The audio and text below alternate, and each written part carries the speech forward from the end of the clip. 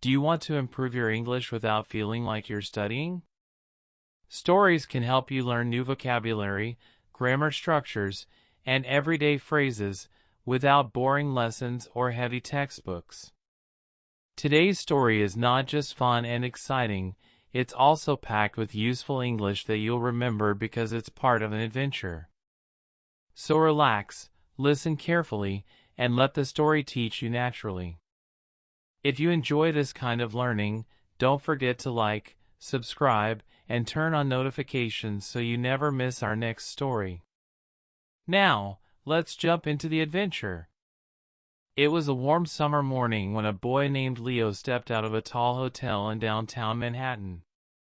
Leo was 13 years old, and this was his first time visiting New York City. His parents were still sleeping upstairs, but Leo had already eaten breakfast and was ready to explore.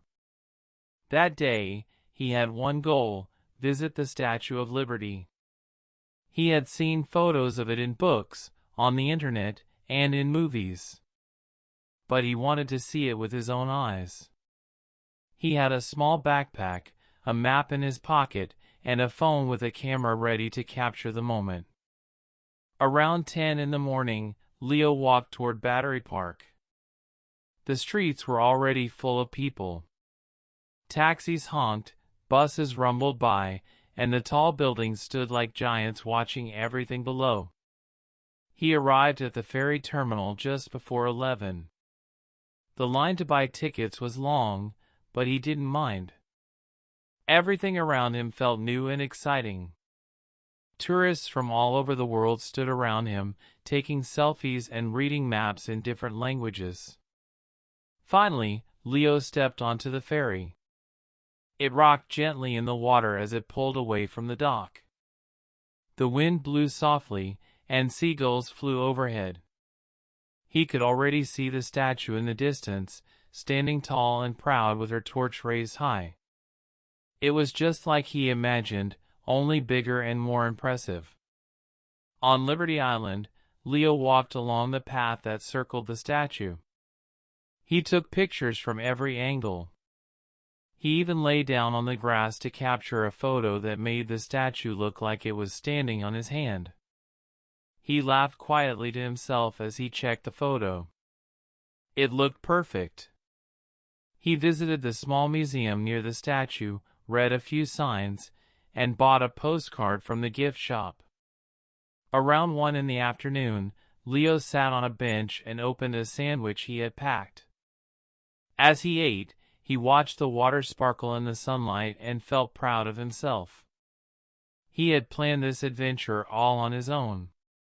By the time it was close to 3, Leo decided it was time to head back. He followed the signs to the ferry boarding area, but he wasn't paying full attention. He was still scrolling through his photos and thinking about what he would do next. Without looking carefully, he walked onto a ferry that had just arrived. The boat started to move. Leo found a seat near a window and leaned back. The sun was warm on his face, and the gentle rocking of the boat made him feel relaxed. He closed his eyes for a moment and imagined telling his friends back home about the statue. But after 15 minutes, Leo opened his eyes and looked outside. Something didn't feel right. He couldn't see the Manhattan skyline anymore. In fact, he couldn't see any tall buildings at all.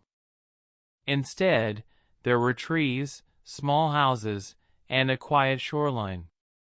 Leo sat up straighter and looked around. This didn't look like the ferry back to Manhattan. The boat slowed down and pulled into a small dock. A few passengers stood up and walked toward the exit. Leo followed them slowly, confused. As he stepped off the ferry, a large sign above the dock came into view. "Welcome to Liberty State Park, New Jersey." Leo's heart dropped. He had taken the wrong ferry.